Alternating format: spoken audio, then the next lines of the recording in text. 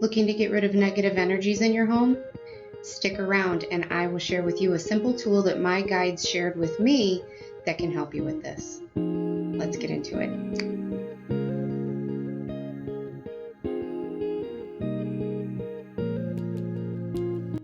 Hi, I'm Veronica and welcome back to the Wholeness Shift. If you're new here, welcome. It's nice to meet you. I teach people about everyday practical spirituality and help you navigate the waters of your spiritual awakening and teach you about intentional living and all the little things that you can do to help create the life of your dreams. Today I want to teach you about something called a Sator Rotas square, or a magic square. Before I dive into this, let me share a little story about how I came to know about it. In the past, I've shared with you guys a couple of times about how we used to live in a home where we had to deal with some negative energies. Two of my daughters are clairvoyant, and as they were growing up, they really had a hard time learning how to deal with some of the negative things that they experienced and some of the negative energies that would like to bother them. I had used my pendulum at that time to talk with one of my guides to try to help figure this out. And if you're not sure what I mean by that, I will link to my videos on spirit guides and about how to use a pendulum below. Anyways, so I was talking to my guide about this and asking him how I can help get these negative energies out of my house and to get them to leave my kids alone and whatnot. And he responded and said, try using a magic square. And I didn't know what that meant. So I'm like, what the heck is a magic square?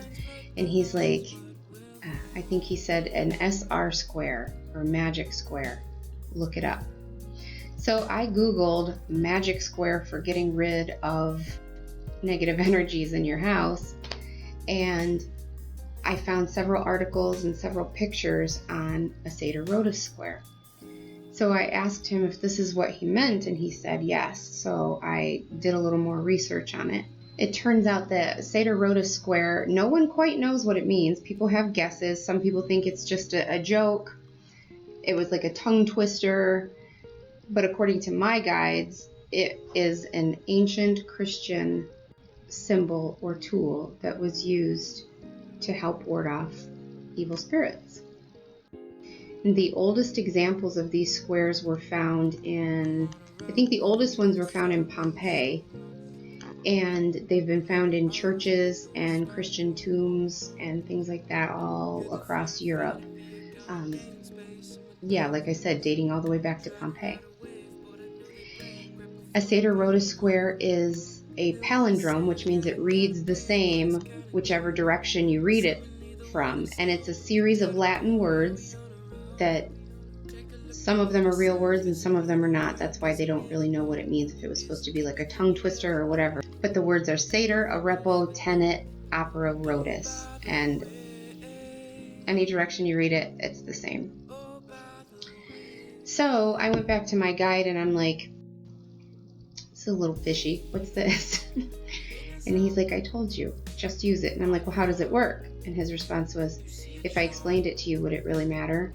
And I'm like, well, no, I guess not. And he's like, just trust me.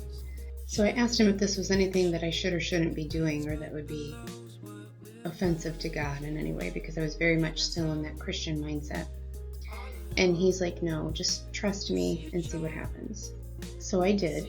He said, draw out several of them, little ones. You can make them as big as you want or as tiny as you want. I made them each like this big, tiny. I made a bunch of them on a sheet of paper and then cut them all out.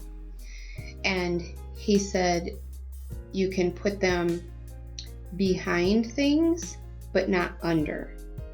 So like if you wanted to set them on top of a dresser, you could put it behind a picture frame or behind a lamp, but not underneath. And that the Rotas square should be facing south, meaning that if you are standing facing north, you should be able to read it.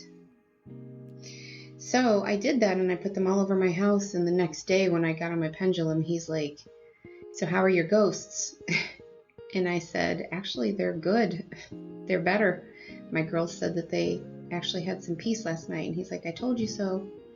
I don't actually need to use them anymore, but in that house, I had them all over the place. And I've told a few friends about this tool and whatnot over the years, and they've all had luck with it as well. So if you are dealing with any negative energies, I would suggest a combination of smudging and saging and saying some prayers to cast out anything negative and to invite light and protection and love, and maybe burn some white candles, anything that'll help raise the energy in your home, and place some crystals around and whatnot. But this is definitely one of the tools that I always recommend because I had great success with it. If you have any questions, let me know. And if you haven't yet, hit the subscribe button below so that you don't miss out on any good information. And take a moment to hit the like button if you don't mind, because that helps get me boosted in the algorithm and it helps me get this information out to more and more people. Thank you. Keep your vibes up, and I'll talk to you soon.